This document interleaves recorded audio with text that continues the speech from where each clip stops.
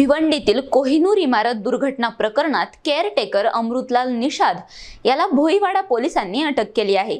न्यायालयाने त्याला 5 ऑगस्ट पर्यंत पोलीस कोठडी सुनावली आहे।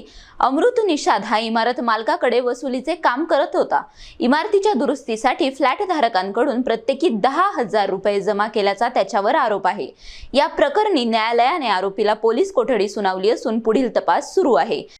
30 तारखेला जो भुवेडाच्या हद्दीमध्ये गंगाराम पाडा न्यू टावरे कंपाऊंड याच्यामध्ये जी काही कोहिनूर बिल्डिंग पडली त्याच्यामध्ये जो केअरटेकर आहे अमृतलाल निषाद म्हणून याला आज मिरमड न्यायालयापुढे आणलं होतं आणि त्याच्याकडून पाहिजे असलेल्या आरोपींचा शोध घ्यायचा आहे। बिलाल अहमद म्हणून आहे आणि अशोक म्हणून आहे आणि एक दानिश म्हणून आहे। असे 3 जे पाहिजे असलेले आरोपी आहेत यांचा या ठिकाणी शोध घ्यायचा आहे।